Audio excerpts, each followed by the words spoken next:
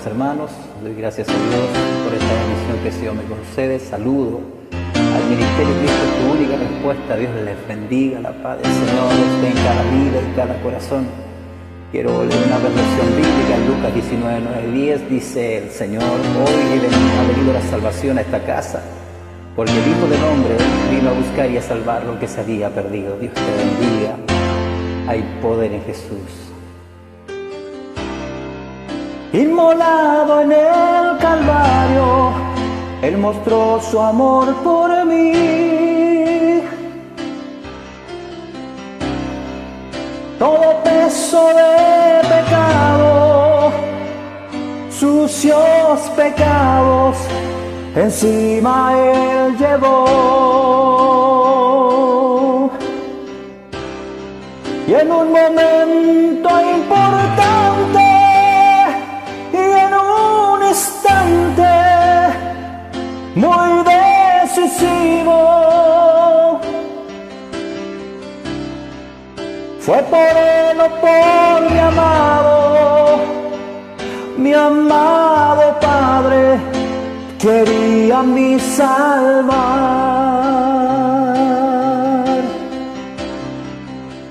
Sangre que me da la paz,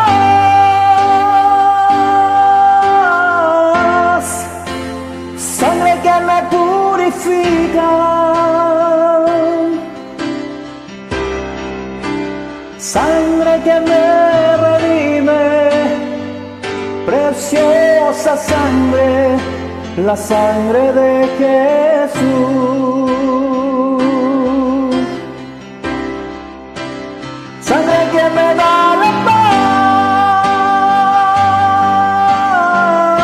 paz, sangre que me purifica,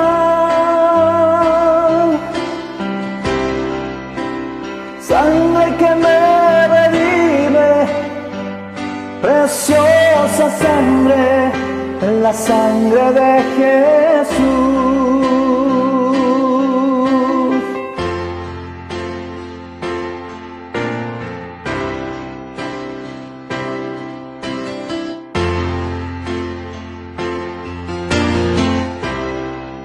Despreciado y desechado, el varón de dolor,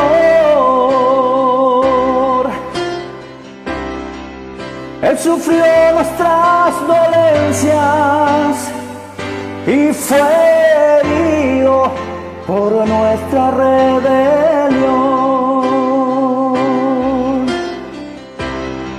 Mas angustiado y afligido hasta la muerte, no abrió su boca. De su trono hasta el pesebre, del pesebre al Calvario y del Calvario a mí. De su trono hasta el pesebre, del pesebre al Calvario y del Calvario a mí.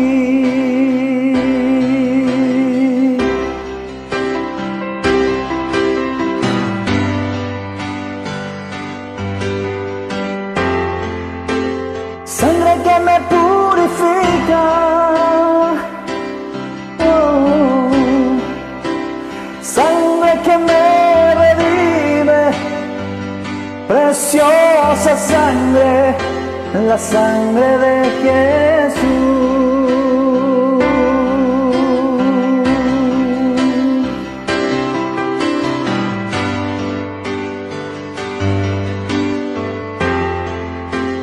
Sangre que me purifica,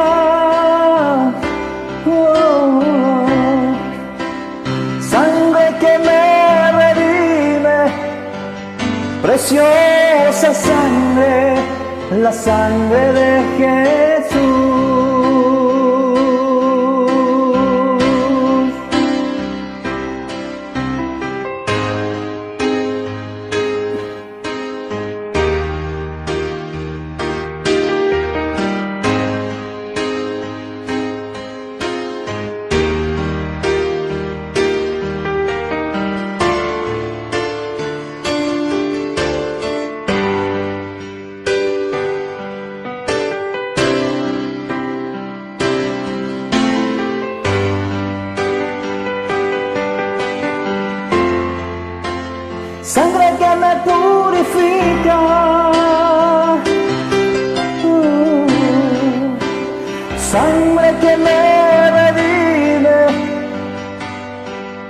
preciosa sangre, la sangre de Jesús.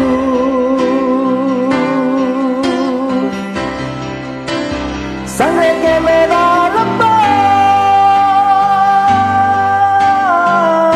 paz, sangre que me purifica,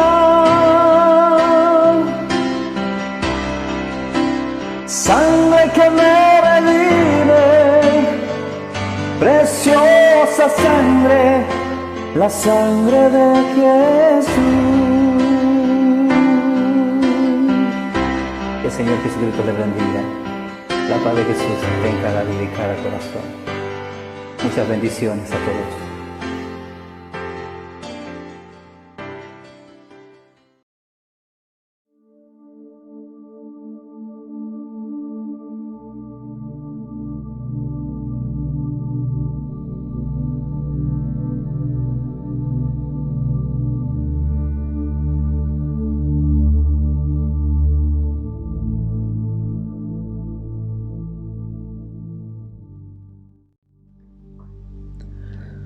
Muy bienvenidos una vez más a la conexión que domingo a domingo estamos llevando a cabo y transmitiendo el mensaje del Evangelio. En esta ocasión, en este domingo de resurrección, como le denomina el cristianismo, quiero compartir un mensaje titulado Un sacrificio de esperanza, basado en la sangre de Cristo.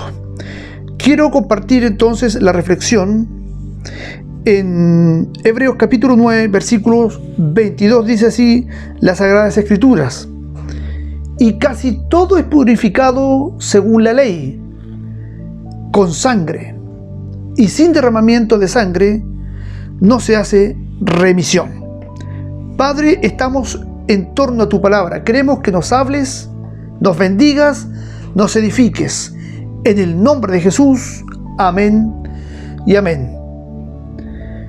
En esta serie, Un sacrificio de esperanza, hoy toco el punto acerca de la preciosa sangre de Jesús.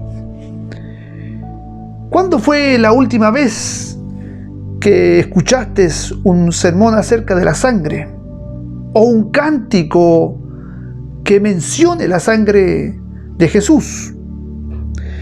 La verdad es que el concepto de la sangre está muy radicado en las profundidades de la Biblia. Eso sí, para algunos el hablar o el escuchar de la sangre es espantoso, terrible y anticuado. Sin embargo, sin la sangre no hay esperanza. Me refiero a la sangre de Jesús. Sin la sangre de Jesús no hay esperanza de una relación verdadera con Dios. No hay una seguridad de salvación y no hay posibilidad de perdón. Porque sin derramamiento de sangre no hay perdón de pecados.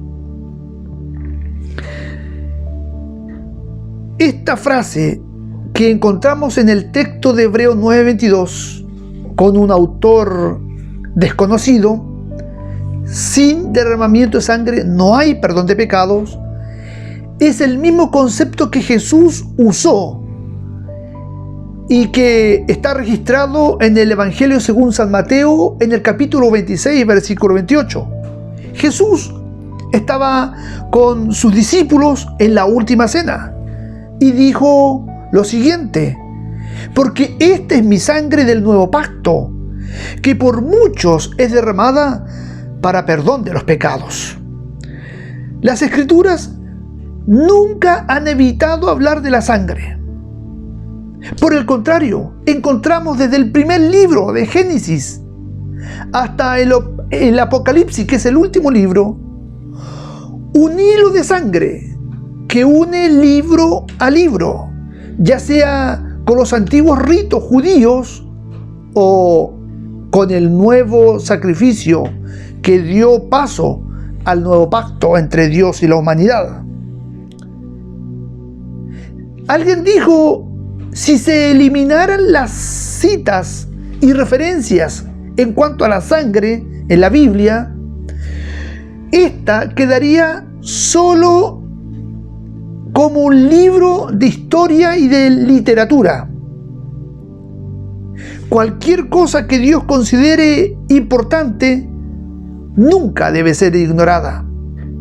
Y uno de los temas más importantes ligado a la salvación es la sangre, ya sea en el Antiguo Testamento o en el Nuevo Testamento.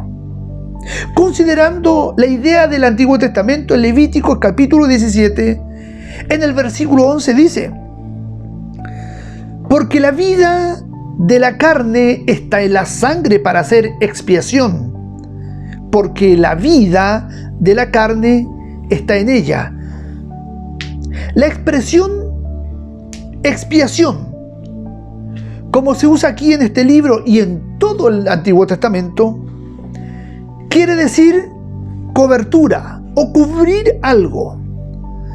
Y a través del sistema sacrificial establecido por Dios, los pecados de la humanidad estaban cubiertos por la sangre de los animales inocentes.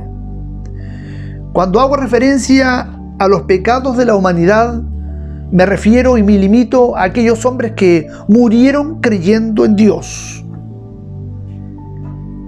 El autor de Hebreo, en el capítulo 10, versículo 4, dice algo asombroso. Porque la sangre de los toros y de los machos cabríos no puede quitar los pecados. Solo cubrían los pecados de la humanidad, no los borraban.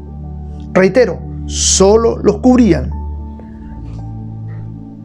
En el capítulo 9, en el versículo 12 de este mismo libro: y no por sangre de machos cabríos ni de becerros, dice el autor, sino por su propia sangre, hablando de Jesús, entró una vez y para siempre en el lugar santísimo, habiendo obtenido eterna redención.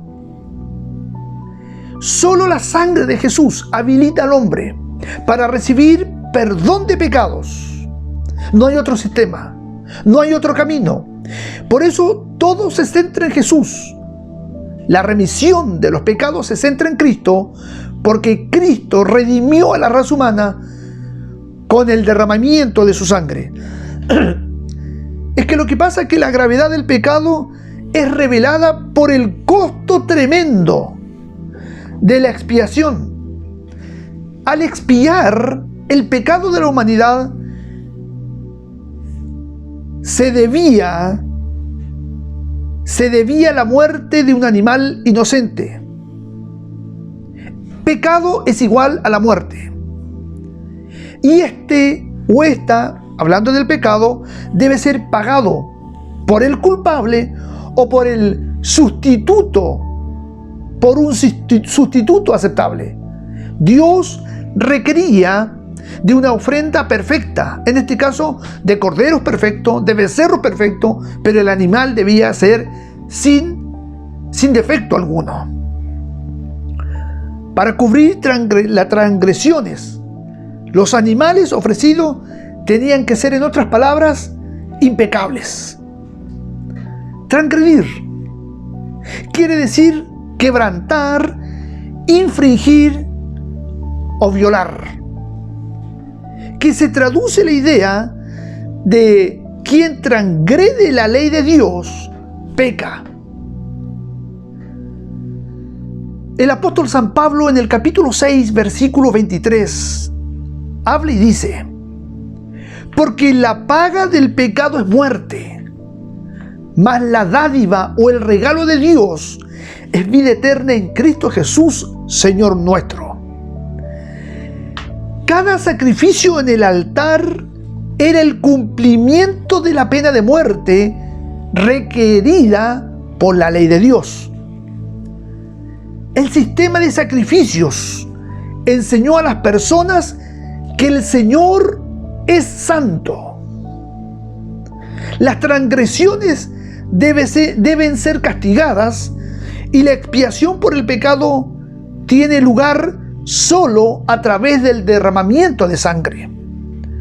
Por lo tanto, el sistema de sacrificios antiguo sería solo una anticipación de lo que realmente vendría.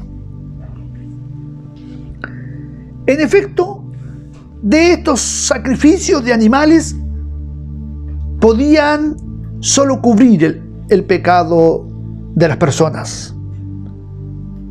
Reitero el texto, porque la sangre de los toros y de los machos cabríos no pueden quitar los pecados.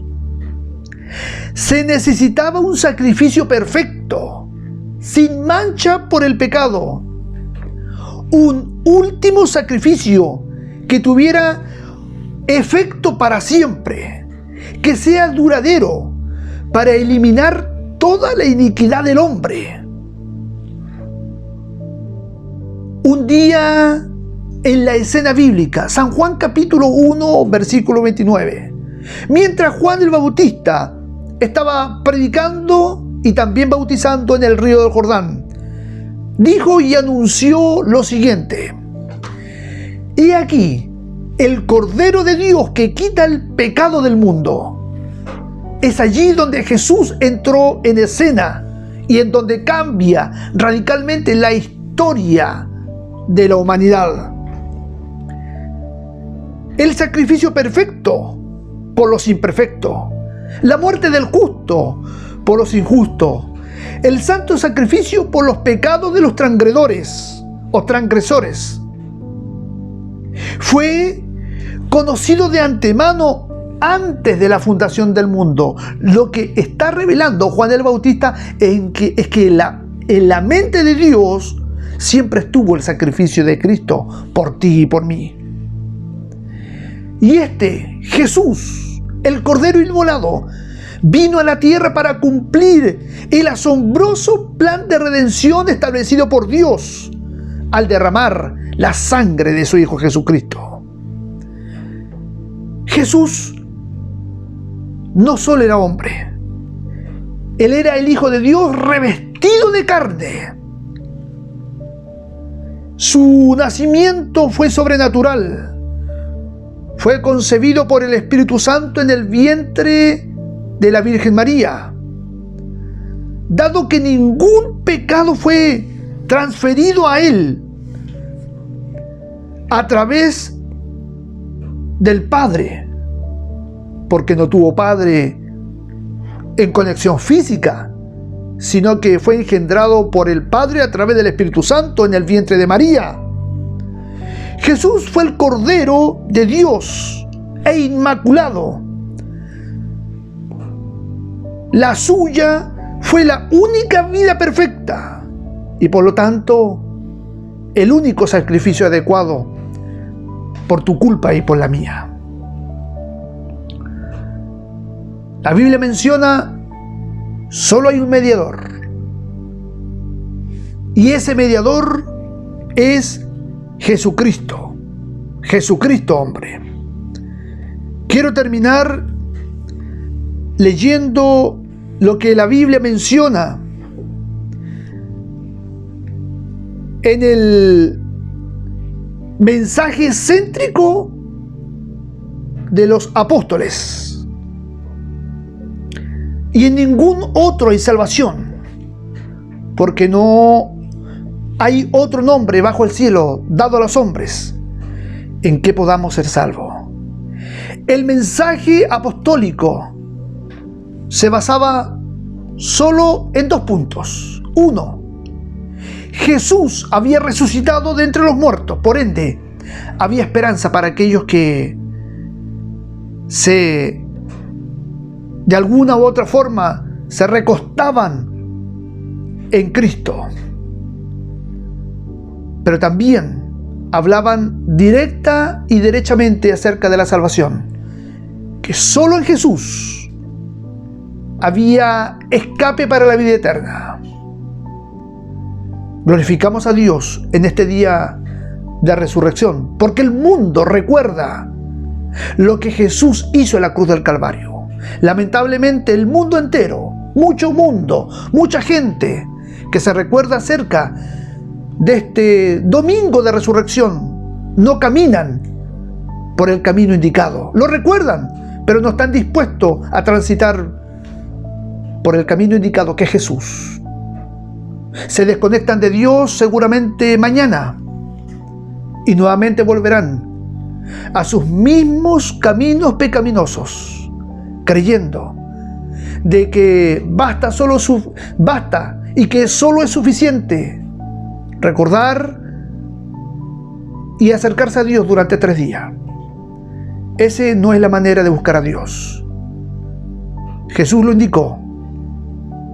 Yo, Él y el Padre somos uno. Y agregó: yo soy el camino, la verdad y la vida. Nadie viene al Padre si no es por mí. Palabras de Jesús. Padre, gracias por esta reflexión en torno a la sangre de Cristo, en torno al sacrificio de esperanza, en el cual nosotros descansamos. Que todo lo que dice la Biblia no solo es cierto y verdadero, sino que lo hacemos parte de nuestra vida. Cada promesa de ella es parte de nosotros. Y así andamos, caminamos, confesamos, creyendo de que Jesús gustó de la muerte. Fue verdad su pasión y su muerte, pero tan verdad lo fue su resurrección, y que hoy Él intercede por todos aquellos que se acercan a Él, que se acercan a Dios por intermedio de Cristo. Gracias por la sangre, porque hubo derramamiento de sangre inocente. Por tanto, hay perdón de pecado para todos aquellos que vienen a Cristo y hacen de Él su Señor. Reciba bendiciones, que Dios les bendiga.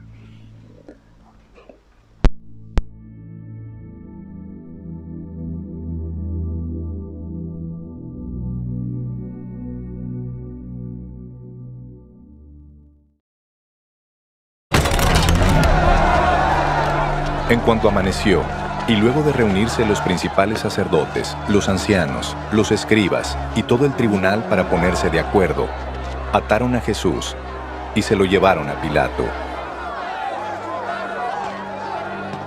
Este le preguntó: ¿eres tú el rey de los judíos? Y Jesús le respondió: tú lo dices. Los principales sacerdotes lo acusaban de muchas cosas, así que Pilato volvió a preguntarle: ¿no vas a responder? Mira de cuántas cosas te acusan. Pero Jesús ni aún así respondió, lo que sorprendió mucho a Pilato. En el día de la fiesta, Pilato acostumbraba poner en libertad a un preso, el que la gente quisiera. Había uno que se llamaba Barrabás, que estaba preso con sus compañeros de motín porque en una revuelta habían cometido un homicidio. Cuando la multitud se aproximó, comenzó a pedirle a Pilato que hiciera lo que acostumbraba hacer. Pilato les preguntó: ¿quieren que ponga en libertad al rey de los judíos? Y es que Pilato sabía que los principales sacerdotes lo habían entregado por envidia. Pero los principales sacerdotes incitaron a la multitud para que Pilato soltara más bien a Barrabás. Pilato les preguntó: ¿y qué quieren que haga con el que ustedes llaman rey de los judíos? Y ellos volvieron a gritar: ¡crucifícalo! Pilato les decía: ¿pues qué crimen ha cometido? Pero ellos gritaban más todavía: ¡crucifícalo! Pilato optó por complacer al pueblo y puso en libertad a Barrabás. Luego mandó que azotaran a Jesús y lo entregó para que lo crucificaran. Los soldados lo llevaron al interior del atrio, es decir, al pretorio, y llamaron a toda la compañía. Lo vistieron de púrpura, le colocaron una corona tejida de espinas y comenzaron a saludarlo. ¡Salve, rey de los judíos! Lo golpeaban en la cabeza con una caña y lo escupían. Y doblaban las rodillas para hacerle reverencias. Después de burlarse de él, le quitaron la ropa de púrpura. Lo vistieron con sus propios vestidos y lo sacaron de allí para crucificarlo.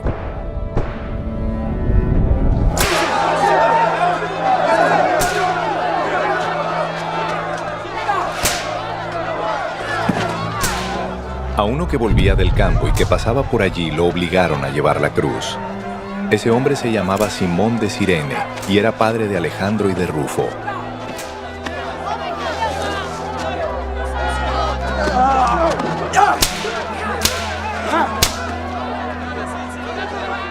Llevaron a Jesús a un lugar llamado Gólgota, que significa lugar de la calavera.